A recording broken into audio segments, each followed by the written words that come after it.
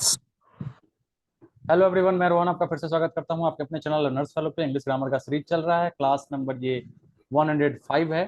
Channel पर नए हैं तो चैनल को सब्सक्राइब कर लीजिएगा, और बाकी इससे पहले की वीडियोस देखने के लिए इंग्लिश ग्रामर, हिंदी ग्रामर और भी कई वीडियोस देखने के लिए आप प्लेलिस्ट में जाके देख सकते हैं। इस क्लास में जुड़ना चाहते हैं तो डिस्क्रिप्शन बॉक्स में हमारा व्हाट्सएप ग्रुप का लिंक है, वहां से आप class join WhatsApp group join कर लीजिए। प्रत्येक रात को आपको इस क्लास में जुड़ने के लिए 10 बजे लिंक प्रोवाइड किया जाता है, जिसके माध्यम से इस कक्षा में आप निःशुल्क रूप से जुड़ते हैं।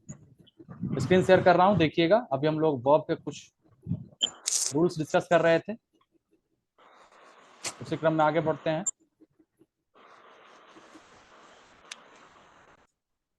चलिए, स्क्रीन दिख रहा है? जी सर। ठीक है। अब देखिए, कहां तक देख लिए थे हमने?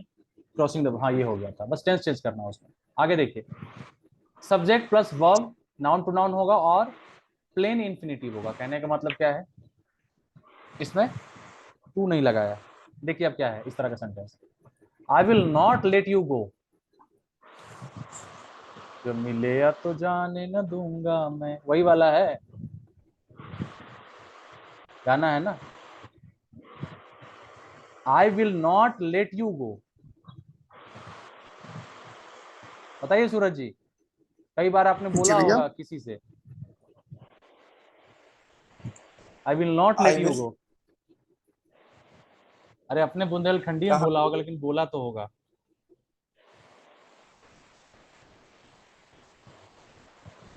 क्या होगा ट्रांसलेशन? मैं तुम्हें नहीं जाने दूंगा। हाँ, बोले हैं सूरज जी की नहीं? नहीं बोले जब तो नहीं बोल पा रहे भैया। प्रैक्टिस नहीं है। यही है, I will not let you go, मैं तुम्हें जाने नहीं दूंगा। ठीक है। We made him finish the work, क्या होगा इसका मतलब?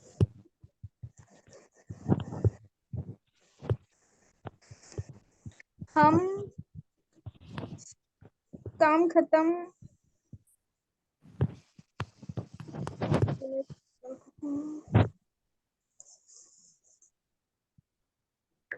कर- हम सोचिए। हाँ, काम खत्म करने करके मिलेंगे। मेड है, मिलेंगे कहाँ? सेकंड फॉर्म है ना सर। हाँ, काम मेक, खत्म करने के बाद मैं उनसे मिला। वी मेड है, made him finish the work. मिला। हम हम लोगों ने उसका काम खत्म कर दिया। काम तमाम कर दिया। ये तो डायरेक्ट नहीं नहीं। तो काम खत्म करवाया। उसका हाँ, मतलब उसको मारा नहीं, वो वाला सेंस। हाँ वही मैं कह रहा हूँ। वी मेड हिम, हम लोगों ने उसका काम खत्म करवाया। हाँ। जैसे कहते हैं ना, तुमने मुझे हंसाया, क्या होगा इसका ट्रांसलेशन? बहुत कुछ सीखने की जरूरत है। देखिए यही है ना, किसने, स्वामी विवेकानंद ने कहा ना शायद, हम जितना पढ़ते हैं हमें उतनी ही अपनी अज्ञानता का आभास होता है कि अरे ये भी मुझे नहीं आता था, ये भी मैं नहीं जानता था। तो जितने सेंटेंस आएंगे आपको पता चलेगा उतना ट्रांसलेशन आपका वीक है। यू लाफिंग में होगा ना सर। यू लाफिंग मी, वाह। सर क्या तुमने मुझे हंसाया। You laugh second form laugh होगा। नहीं नहीं। यू सोचिए। मेक हाँ, you you make me laugh, you make me the laugh. नहीं, ये अब देखिए हंसाया है ना, तो वर्ब को फॉर्म चेंज करिए, आप सही जा रही हैं। यू यू तुमने मुझे हंसाया। पास्ट है, सिंपल पास्ट है। मेड मेड हाँ, you made made me. Me laugh. हाँ हाँ, यू मेड मी लाफ। ये होता है इसका, समझ लीजिए सूरज जी। बाकी लोग, आपने मुझे रुलाया जवाब ना देके, है ना?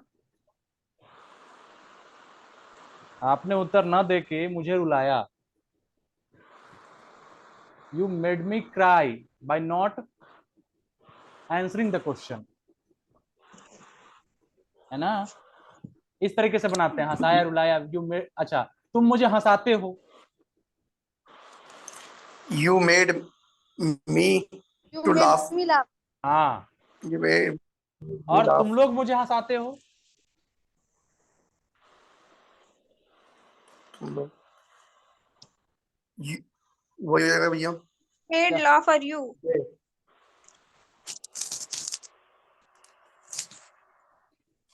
बोलिए Sarita ji. You make me laugh. हाँ बस देखिए, अगर एक लोगों के लिए है तो यू मेक्स मी लाफ, हाँ, ठीक है, क्योंकि मेक्स सिंगुलर वर्ब है, बताया था एस लगा है, लगेगा कि वो प्लुरल है लेकिन है सिंगुलर। लेकिन तुम लोग मुझे हंसाते हो, यहाँ पे यू तुम लोगों के लिए आया, तो जब प्लुरल हमारा सब्जेक्ट है तो वर्ब भी हमारा प्लुरल होगा, तो उसमें मेक लगाएंगे, एस हटा देंगे तो ये प्लुरल बनता है ऐसे वर्ब नहीं में, है। तो यू मेक मी लाफ हो जाएगा। ठीक है, जी अरे बतवा समझ में आयल कि ना? जी सर, आ गई। हाँ, देखिए अब I bade the boy leave the room, क्या होगा इसका? बेड का क्या मतलब होता है? BAD, फॉरवर्ड तो मना होता है। बेड पड़े रहे ना। वो बेड नहीं है भाई, ध्यान से देखिए, बेड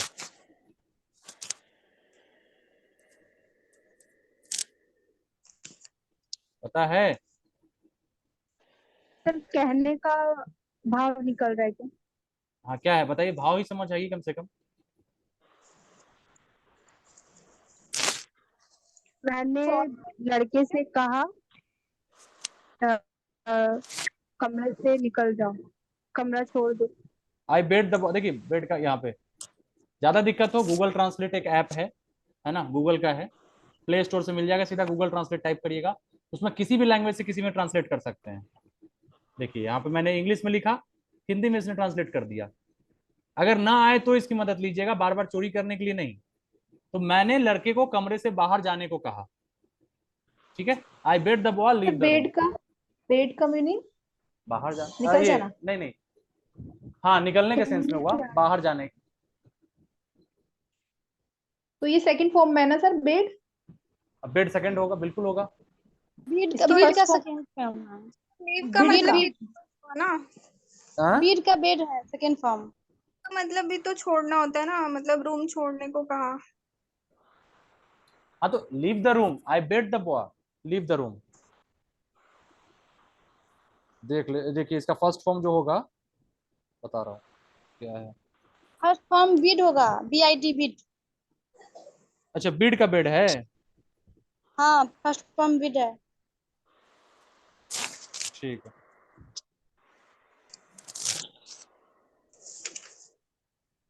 चलिए आगे देखते हैं, प्रोसेस में ध्यान दीजिए, इसमें कौन कौन वर्ब लगेंगे? See, watch, notice, observe, hear, listen, feel, make, let, help और बिड। अच्छा यहाँ देखिए, वही तो दिया भी तो है, बिड, इसी का बेड है। क्लियर है सरिता जी? देखिए जी जी सर। आगे देखिए, अब क्या है, ये तेलुगु में लिख दिया, क्या है, बुक से देखना पड़ेगा। इसमें अच्छा, वर्ब्स के कुछ इंपॉर्टेंट रूल्स जिनसे प्रश्न पूछे जाते हैं, इसका मतलब ये है, मैं पढ़ दे रहा हूँ बुक से, कभी कभी चाइनीज भी आ जाता है बुक में।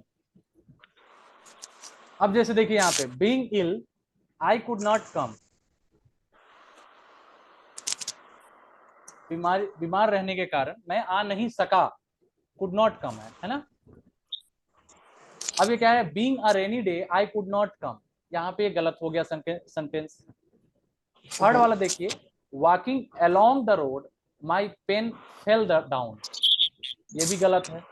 अब इसका एक्सप्लेनेशन देखते हैं। देखिए, अगर पहले वाक्य में बीइंग के पहले किसी सब्जेक्ट का उल्लेख नहीं हो, यहाँ बीइंग है ना, ठीक है, तो इससे पहले अगर कोई सब्जेक्ट नहीं आया है, सब्जेक्ट आप समझ रहे हैं ना, तो सेकेंड यस भाग सर। का सब्जेक्ट आई के पहले भाग का भी सब्जेक्ट बन जाता है। तो यहाँ जो सेकेंड भाग यानी कॉमा के बाद ये जो सेकेंड पार्ट शुरू हुआ, इसका सब्जेक्ट क्या है? आई है। किसी का माइक जो है ना खिचपिच कर रहा है, म्यूट करिए, या तो माइक लेके ऐसे ऐसे ऐसे घुमा रहे हैं। इसका सूरज जी का माइक शायद है, मेरे से भैया हाँ शायद, नहीं तो। देखिएगा, हिलाइए नहीं माइक को, वो आवाज फिर डिस्टर्ब करता है किसी का भी। देखिए अब यहाँ पे क्या कह रहा है, अगर पहले वाक्य में बीइंग के पहले किसी सब्जेक्ट का उल्लेख नहीं है। अब यहाँ पे सेंटेंस के दो पार्ट हैं, ध्यान से समझिएगा। यहाँ पे एक पहला पार्ट है और ये दूसरा पार्ट है, ठीक है। अब यहाँ पे देखिए कह रहा है कि अगर पहले पार्ट में क्या यहाँ पे सब्जेक्ट का उल्लेख हुआ है, कोई सब्जेक्ट है? नहीं सर, बीइंग से पहले सब्जेक्ट नहीं है, नहीं कोई है। भी। नहीं है। सूरज जी अनम्यूट करके बोल सकते हैं आप। और क्या है, सेकेंड भाग का सब्जेक्ट आई पहले भाग का भी सब्जेक्ट बन जाता है। अगर पहले सब्जेक्ट नहीं था लेकिन सेकेंड पार्ट में सब्जेक्ट क्या है, आई है, तो ये पहले पार्ट का भी सब्जेक्ट यही बन गया कि मैं नहीं आ सका। और इस पहले भाग का भी सब्जेक्ट यही है क्योंकि मैं भी, मतलब जो बीमारी की बात कही जा रही है वो मेरे लिए ही कही जा रही है। मैं बीमार था, बीइंग इल, बीमारी के कारण, बीमार रहने के कारण। कौन बीमार था? मैं ही था, क्योंकि सेकंड पार्ट में मैं ही यूज हुआ हूं, आई सब्जेक्ट है, तो ये पहले पार्ट का भी सब्जेक्ट बन जाएगा, ठीक है। मैं नहीं आ सका, तो ये जो आई है ये पहले पार्ट के लिए भी आई, आप समझ जाएंगे इसका। क्लियर है? दूसरा में देखिए रूल में हाँ क्या है, सर। सेकंड सेंटेंस में देखिए क्या कह रहा है, ये गलत क्यों है। Being a rainy day I could not कम, ये क्या है? अगर दूसरे वाक्य में बीइंग के पहले सब्जेक्ट इट का प्रयोग न किया जाए, अगर बीइंग के पहले, यहां पे इट का प्रयोग नहीं है ना, सेकंड वाले सेंटेंस की बात कर रहा हूं, ये वाले सेंटेंस में बीइंग के पहले इट नहीं ना है, तो आई जो है रेनी डे का भी सब्जेक्ट बन जाता है। वही बात है कि बीइंग के पहले कोई सब्जेक्ट था नहीं इसमें, तो अभी रूल हमने पढ़ा ना कि जो सेकंड में जो सब्जेक्ट है वो पहले का भी सब्जेक्ट बन जाएगा। तो इसके अकॉर्डिंग तो ये पहले का भी सब्जेक्ट बन गया आई, तो क्या रेनी डे के लिए आई सब्जेक्ट होगा? बताइए। नहीं होगा, नहीं नहीं होगा। होगा, सर तो नहीं होगा, इसलिए ये सेंटेंस का अर्थ गलत हो गया। इट इज रेनिंग कहते हैं ना, इट लगाते हैं ना इन सब के लिए सब्जेक्ट हम। क्योंकि हाँ रेनिंग हाँ। डे के लिए इट से यूज होता है ना हाँ, सेंटेंस। तो चूंकि पहला रूल यहाँ पे हमने अभी पढ़ा है कि अगर बीइंग से पहले सब्जेक्ट नहीं हो, एकदम ध्यान से समझ लीजिए, तो सेकेंड वाले पार्ट में जो सब्जेक्ट है वही पहले वाले पार्ट का भी सब्जेक्ट बन जाता है। उसी रूल के अकॉर्डिंग यहाँ पे कोई सब्जेक्ट नहीं है, तो यहाँ जो आई है फिर तो ये रेनी डे का सब्जेक्ट बन जाएगा, जो कि क्या है, अर्थपूर्ण नहीं है। नहीं। इसलिए ये सेंटेंस यहाँ पे गलत हो गया। अब बात समझ में आ गई? हाँ सर। थर्ड देखिए, थर्ड क्यों गलत है। इसी प्रकार वाक्य में भी, तीसरे वाक्य में भी वॉकिंग के लिए उपयुक्त सब्जेक्ट जो है का प्रयोग करें। वॉकिंग के लिए यहाँ पे कोई सब्जेक्ट प्रयोग नहीं है, अन्यथा जो अगला पार्ट में जो सब्जेक्ट है माई पेन, पहले भाग का भी सब्जेक्ट बन जाएगा। तो यहाँ पे वॉकिंग के लिए माई पेन आ जाएगा सब्जेक्ट, तो भी अर्थ इसका क्या हो जाएगा, गलत होगा। गलत हो जाएगा। इसलिए ही थर्ड सेंटेंस भी हमारा गलत हो गया। बोलिए, क्लियर है यहाँ तक? Yes sir. ठीक है, आगे देखिए। अतः अब यहाँ पे क्या लगाना पड़ेगा, while I was walking along the road का प्रयोग करें। कौन घूम रहा था? मैं घूम रहा था, ठीक है, मैं रोड पे जब चल रहा था। तो यहाँ पे आई का प्रयोग इस तरीके से आप सेंटेंस में करते तो ये सेंटेंस थर्ड वाला अर्थपूर्ण हो जाता, ठीक है। अगला देखिए, the girls watched intently as the model applied her makeup with a practised hand. ये सेंटेंस आपका गलत हो गया, मतलब निकलेगा नहीं। कारण क्या है, यदि किसी क्रिया वर्ब का प्रयोग, यहाँ पे वर्ब कौन सा है, वॉच्ड का प्रयोग विशेषण एडजेक्टिव के रूप में किसी नाउन की विशेषता बताने के लिए किया जाता है, तो क्रिया थर्ड फॉर्म में ही होना चाहिए। अतः प्रैक्टिस्ड वर्ब फॉर्म का प्रयोग करें। क्या कर रहा था, प्रैक्टिस वर्ब फॉर्म का प्रयोग करें। तो ये होता है वर्ब में प्रैक्टिस, आपने समझा है ना, एक होता है प्रैक्टिस के लास्ट में एस ई है, और एक होता है सीई। सी। तो यहाँ पे प्रैक्टिस जो है वो नाउन है, सीई वाला नाउन है, तो यहाँ पे प्रैक्टिस्ड ये वाला प्रयोग होगा। कहना क्या चाहते हो, ये तो गलत कैसे, क्या कह रहा है कि द वर्ब का प्रयोग विशेषण के रूप में हो रहा है। while the girl washed intently as the model applied her makeup with a practiced hand, यहाँ पे देखिए, हाँ ये यहाँ पे एडजेक्टिव की तरफ प्रयोग हो रहा है ना, जबकि प्रैक्टिस क्या है, इसको वर्ब की तरह करना था। तो अतः प्रैक्टिस वर्ब फॉर्म का प्रयोग करें। अन्य उदाहरण जैसे देखिए, स्पोकन इंग्लिश हुआ, रिवाइज्ड एडिशन, रिटन डॉक्यूमेंट, है ना, ये सब आपका क्या है, उपरोक्त उदाहरण में इंग्लिश, एडिशन, डॉक्यूमेंट संज्ञा है। ये सब क्या है, एडिशन है या डॉक्यूमेंट है, ये सब संज्ञा है जिनकी विशेषता बताने के लिए वर्ब का प्रयोग हो रहा है। कौन कौन से वर्ब का, देखिए स्पीक का है, रिवाइज है और राइट का है, अतः वर्ब का थर्ड फॉर्म प्रयोग में है। बात समझ में आई कुछ? हाँ सर। कि अगर किसी भी नाउन का हमें क्या बताना है, विशेषता बताना है, तो हम क्या करेंगे, उस वर्ब का थर्ड फॉर्म प्रयोग कर देंगे, और वो जो वर्ब का थर्ड फॉर्म होगा वो एज अ एग्जेक्टिव काम करने लगेगा, क्योंकि विशेषण ही विशेषता बताता है ना। तो यहाँ पे जो हाँ। भी चीजें हैं ये एडजेक्टिव की तरह काम कर रहा है। लेकिन अगर वर्ब जो कि कंटिन्यूअस है, जारी अवस्था में दर्शाया जाए, तो वर्ब प्लस आईएनजी फॉर्म में होना चाहिए। बात तो सही है कि अगर कोई काम जो है चल रहा है, कंटिन्यू फॉर्म में है, कंटिन्यूअस फॉर्म में है, तो उसमें हम वर्ब के साथ कौन सा प्रयोग करते हैं, आईएनजी फॉर्म। जैसे ing राइजिंग प्राइस, बढ़ते हुए दाम, बढ़ती हुई कीमतें, कीमत अभी भी बढ़ रहा है तो राइजिंग प्राइस कहते हैं, है ना। जैसे कहते हैं rising price is a big concern, है ना, चिंता का विषय है। Rising price is a big concern for middle class family, कह सकते हैं कि मध्यम वर्गीय परिवार के लिए बढ़ते कीमतें जो है वो चिंता का विषय। डेवलपिंग कंट्री, है ना, कहते हैं ना, क्या कहते हैं इसको, डेवलप्ड कंट्री को विकसित राष्ट्र, विकासशील। विकसित देश कहते हैं, डेवलपिंग कंट्री को विकासशील देश, विकासशील, वही तो। है ना, विकासशील देश। तो ये क्या है, ये चल रहा है अभी, वो कंट्री विकास कर ही रहा है, तो आईएनजी लगाया। स्टीमिंग कप ऑफ टी, ठीक है। अगर क्रिया का प्रयोग नाउन फॉर्म में किया जाए तो आईएनजी फॉर्म जेरंड के फॉर्म में आएगा। जैसे walking is good for health था ना वहां पे, तो अगर ये नाउन की तरह वर्ब प्रयोग होगा और आईएनजी है लगा हुआ, तो जेरंड के तौर पे, तो वर्ब क्या कह रहा है, नाउन के फॉर्म में प्रयोग किया जाए तो उसे आईएनजी फॉर्म में रखना पड़ेगा अगर हमें नाउन की तरह यूज करना है वर्ब को। तो टू प्लस वर्ब का फर्स्ट फॉर्म इंफिनिटिव में भी होना चाहिए। जैसे स्मोकिंग इज प्रोहिबिटेड हेयर, ठीक है, यहाँ पर धूम्रपान निषेध है, ठीक है, यहाँ धूम्रपान करना मना है, स्मोकिंग इज प्रोहिबिटेड हेयर, यहाँ पे ऑब्जेक्ट है। अब यहाँ पे देखिए swimming is good exercise, swimming is a good exercise, यहाँ पे स्विमिंग क्या है, सब्जेक्ट है, इसको हमने यहाँ पे नाउन की तरह ट्रीट किया, क्योंकि स्विमिंग जबकि क्या है, वर्ब है, तो हमें कौन सा फॉर्म लगाना पड़ेगा, जेरंड वाला, आईएनजी। आईएनजी वाला। To err is human, subject है, टू प्लस इंफिनिटिव, यहाँ ये नाउन की तरह प्रयुक्त हुआ है। ये आप पहले भी रूल में पढ़ चुके हैं इस चैप्टर के, ठीक है।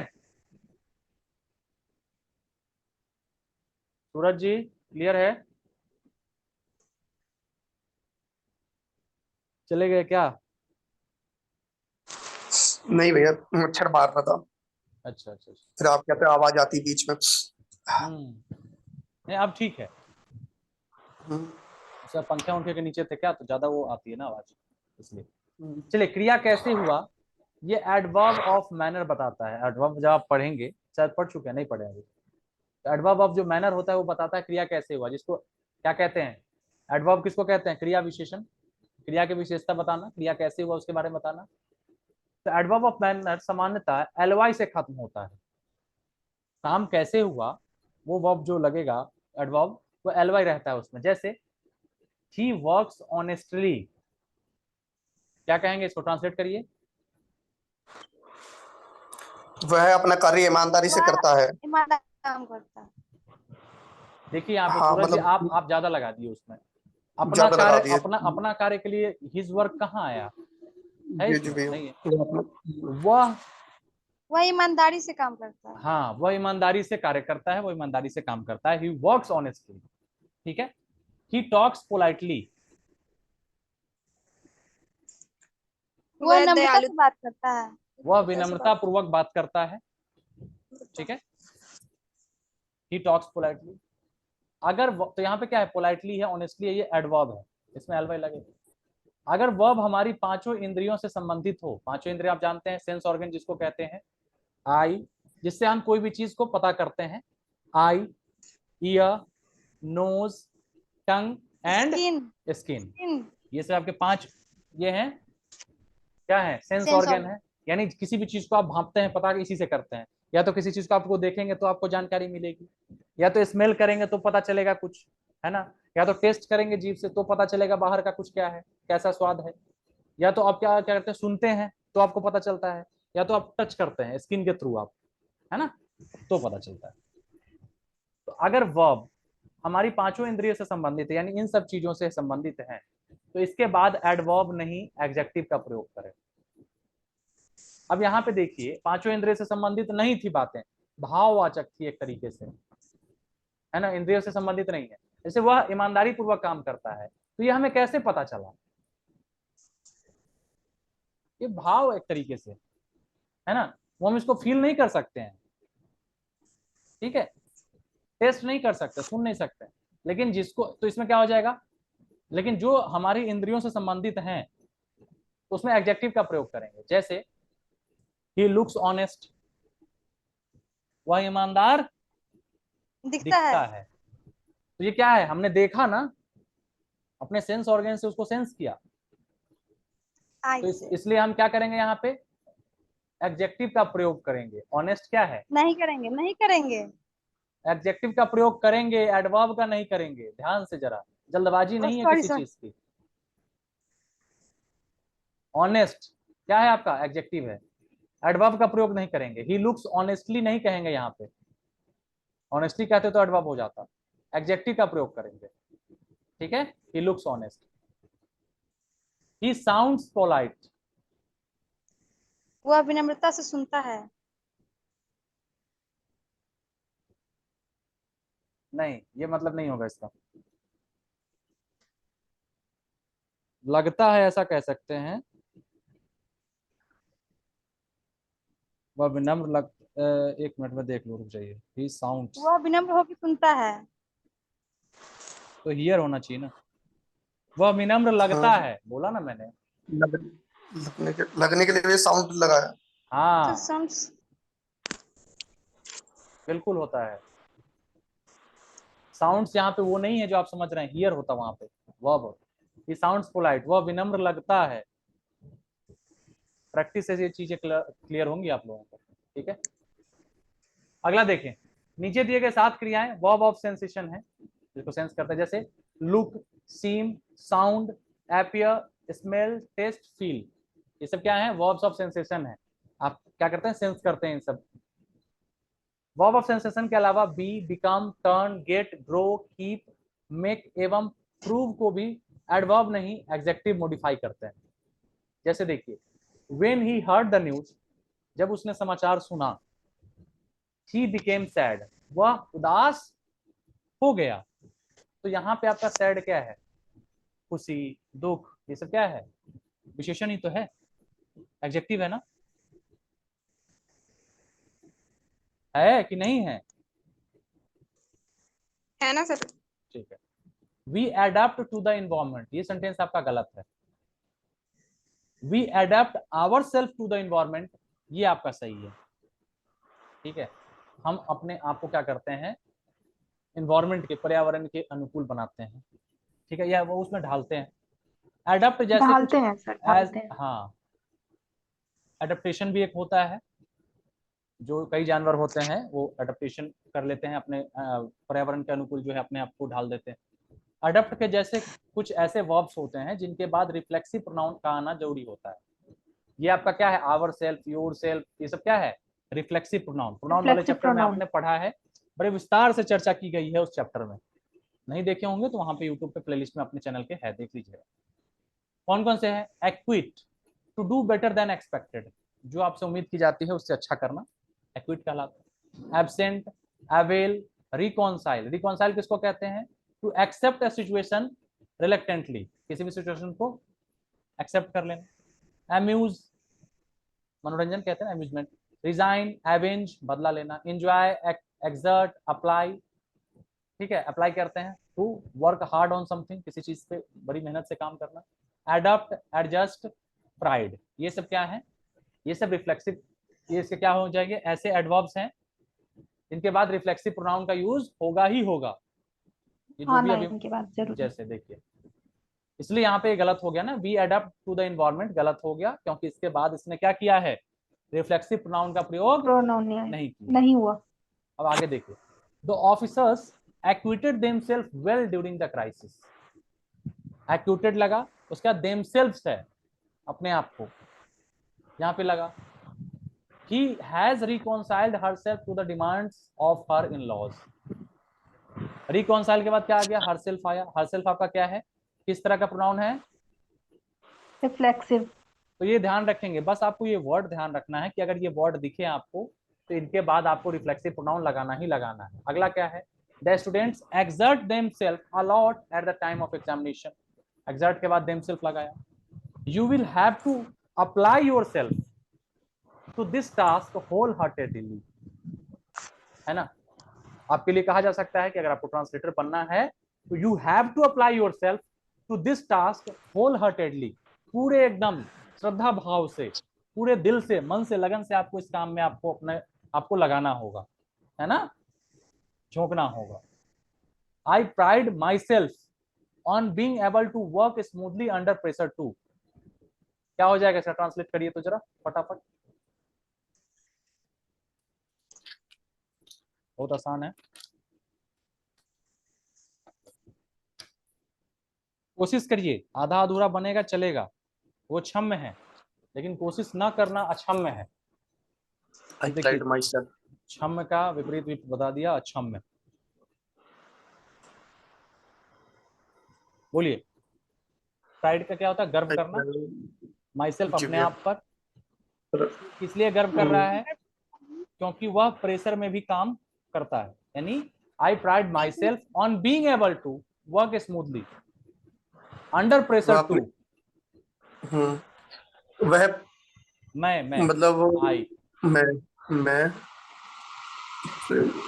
मतलब वह अंडर प्रेशर में, मतलब मैं अंडर प्रेशर में भी अच्छा काम कर सकता हूँ, मतलब अच्छे से काम कर सकता हूँ। कर सकता नहीं हूं, मुझे गर्व है कि मैं, प्रेशर को क्या बोलेंगे? दबाव में भी अच्छे से काम करता हूं।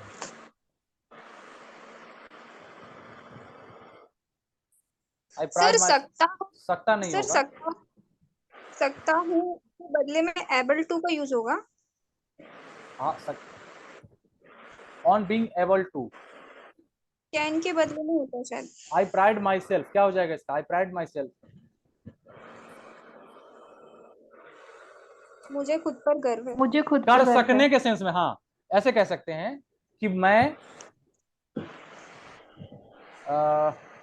दबाव में भी काम कर सकने, योग्य, कर सकने सकने की के योग्य। लिए खुद पे गर्व करता हूं, ऐसा कहेंगे क्या इसको? हाँ, इसी तरीके से कुछ हाँ, बनेगा,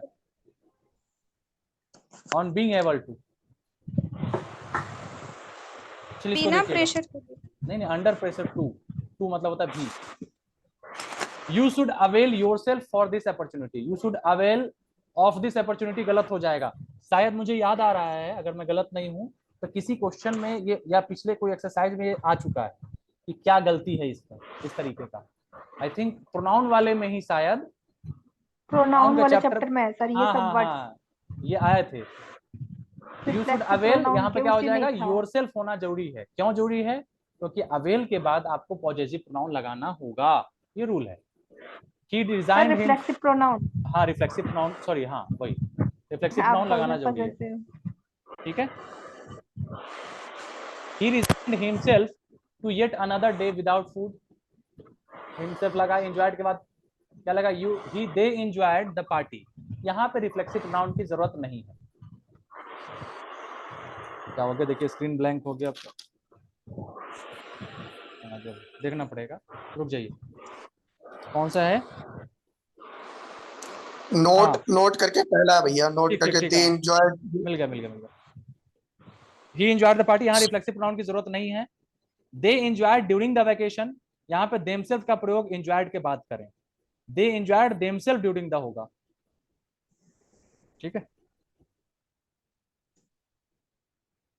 दे एंजॉयड द पार्टी में क्या है, अगर देखिए उसके बाद क्या लिख रहा है, अगर एंजॉय के बाद ऑब्जेक्ट का उल्लेख हो तो रिफ्लेक्सिव प्रोनाउन न लगाएं। क्या एंजॉय किया उन्होंने, पार्टी को, है ना। तो यहाँ पे ऑब्जेक्ट यहाँ पे लगा है ना, स्क्रीन पे दिख रहा है आप लोगों को। Yes sir. ठीक है, तो मुझे चूंकि स्क्रीन पे दिख नहीं रहा, लैपटॉप फिर से काम करना बंद कर दिया है, तो मैं बुक से देख के बता रहा हूँ। दो क्या हो जाएगा यहाँ पे, देखिए पहला सेंटेंस जो है आपका, यानी का सेंटेंस नंबर जो है आपका 6, सॉरी नोट का पहला, दे एंजॉयड द पार्टी वाला देखिए, तो उसमें कह रहा है कि यहाँ पे रिफ्लेक्सिव प्रोनाउन नहीं लगाना है। क्यों नहीं लगाना है भाई, क्योंकि यहाँ पे ऑब्जेक्ट जो है ऑलरेडी दे दिया हुआ है, ठीक है। लेकिन अगर ऑब्जेक्ट का उल्लेख नहीं है, जैसे उसके बाद वाला सेंटेंस, दे एंजॉयड ड्यूरिंग वेकेशन, तो इसमें क्या करना है आपको, क्या करना है, जिसमें ऑब्जेक्ट नहीं देखा होगा उसमें आपको रिफ्लेक्सिव प्रोनाउन का प्रयोग करना है। अगला देखिए, ही वॉज एब्सेंट, ये भी सही है, और ही एब्सेंटेड हिमसेल्फ, ये भी सही है। इसके बारे में क्या है, स्क्रॉल करूं या दिख रहा है स्क्रीन पे, अब ठीक है। एब्सेंट वाला सेंटेंस दिख रहा है स्क्रीन पे, नहीं भैया, थोड़ा ऊपर ज्यादा पहुंच नहीं गया। दिख रहा सर। अब दिखा, पेज स्क्रॉल करूं ऊपर या नीचे, जल्दी मुझे, स्क्रीन चूंकि वो है काला है, अरे नहीं बोली, दिख रहा। ऊपर करना है नीचे करना है स्क्रीन, नीचे करिए सर। हाँ हाँ हाँ हाँ सर, अब हाँ ठीक है। गया। तो ही एब्सेंट अब हिमसेल्फ ठीक है। सही है। अगर एब्सेंट का प्रयोग वर्ब के रूप में हो, ठीक है, जैसे ही एब्सेंटेड है, यहाँ पे वर्ब के रूप में प्रयोग है, तो कह रहा है तो आप इसमें रिफ्लेक्सिव प्रोनाउन लगाएंगे। बात समझ में आ रही है, उसने अपने आप को अनुपस्थित किया, ठीक है। तो यहाँ पे एब्सेंट जो है, एब्सेंटेड जो है, वर्ब के रूप में प्रयोग है, तो इसमें रिफ्लेक्सिव प्रोनाउन हिमसेल्फ लगाएंगे। लेकिन यहाँ पे क्या है, ही वॉज एब्सेंट, इसमें एब्सेंट जो है वर्ब के रूप में नहीं है, वो अनुपस्थित था, ठीक है, तो इसमें रिफ्लेक्सिव की जरूरत नहीं होगी। अगला देखिए, नोट वाला है, ये स्क्रॉल करना पड़ेगा, सर थोड़ा ऊपर स्क्रॉल करिए। ऐसे, नहीं हो रहा। अब ठीक है। हाँ अब ठीक है। तो कह रहा है नोट वाले में देखिए, अगर एक्यूट का अर्थ बरी करना, एक्यूट का मतलब होता है बरी करना, है ना, रिलीज, तो एक्यूट के साथ रिफ्लेक्सिव का प्रयोग ना करें। अगर एक्यूट का ACQIT है, अगर इसका अर्थ बरी करना के सेंस में आ रहा है, तो यहाँ पर रिफ्लेक्सिव का प्रयोग नहीं करना है। यही कुछ रूल्स हैं, ध्यान रखने हैं आपको। जैसे द कोर्ट एक्यूटेड हिम, क्या हो जाएगा, न्यायालय ने उसे बरी किया, द कोर्ट एक्यूटेड हिम। लेकिन यहाँ पे क्या है कि रिफ्लेक्सिव का प्रयोग नहीं करेंगे, क्योंकि यहाँ पे एक्यूट का अर्थ क्या है, बरी करने के सेंस में है, ठीक है। अगर एक्यूट का अर्थ व्यवहार करना है, व्यवहार करने के सेंस में भी यूज होता है इसका, तो एक्यूट के साथ रिफ्लेक्सिव प्रोनाउन का प्रयोग होगा। आप समझ रहे हैं, अगर इसका व्यवहार करने के सेंस में होगा, तो यहाँ पे एक्यूट के साथ, कोई घरे से पानी निकाल रहा लगता है, तो क्या होगा, रिफ्लेक्सिव प्रोनाउन का प्रयोग करेंगे। बात आई समझ में। जैसे ही acquitted himself well during the riot, riot का मतलब क्या होता है, बताइए भाई, पुलिस वाले,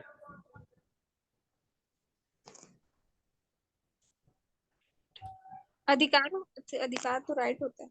अरे रायट, दंगा, अच्छा। ठीक है, RIOT, रायट, दंगा, याद रखिएगा। तो यहाँ पे ही acquitted himself well during the riot, उसने दंगे में, दंगे के समय, दंगे के दौरान अच्छा बिहेव किया, है ना, अच्छा बर्ताव किया। तो यहाँ पे क्या है, एक्यूट जो है यहाँ पे ये बिहेव के सेंस में आया, मतलब क्या है कि आपको व्यवहार करने के संबंध में है, तो यहाँ पे हम क्या लगाएंगे, रिफ्लेक्सिव प्रोनाउन लगाएंगे।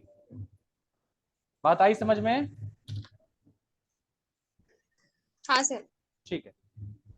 फिर कह रहा है अगर रिकॉन्साइल का अर्थ सुलह करने के सेंस में है, कॉर्न लिख दिया यहाँ पे, रिकॉन्साइल है, तो यहाँ पे सुलह करने के अर्थ में अगर होगा तो रिफ्लेक्सिव प्रोनाउन का प्रयोग क्या होगा, नहीं होगा। नहीं होगा। जैसे I reconciled with him after the bitter argument, यहाँ पे सुलह कर रहा है, काफी तीखी बहस के बावजूद भी उसने क्या किया है, सुलह किया, तीखी बहस के बाद।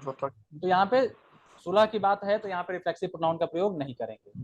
लेकिन अगर रिकॉन्साइल का अर्थ बेमन से ही सही पर स्वीकार करना, अगर आपका मन नहीं है लेकिन फिर भी आपने स्वीकार किया है, इसके लिए अगर रिकॉन्साइल का प्रयोग कर रहे हैं, इस अर्थ में, इस भाव में अगर आप प्रयोग कर रहे हैं, तो इसमें आपको क्या करना पड़ेगा, रिफ्लेक्सिव प्रोनाउन का प्रयोग करना पड़ेगा। ठीक है। जैसे ही reconciled himself to the arrogant attitude of his boss, उसका जो है गुस्से वाला बिहेवियर कह सकते हैं, या गुस्सैल रवैया जो है, एटीट्यूड कह सकते हैं, गुस्सैल रवैया अपने बॉस का, उसको उसने क्या किया, मन नहीं था लेकिन स्वीकार किया, इसलिए यहाँ पर रिकॉन्साइल आया, तो हिमसेल्फ यहाँ पे लगाएंगे। ठीक है। शादी ब्याह का समय आजकल ज्यादा चल रहा है क्या, डीजे बज रहा है?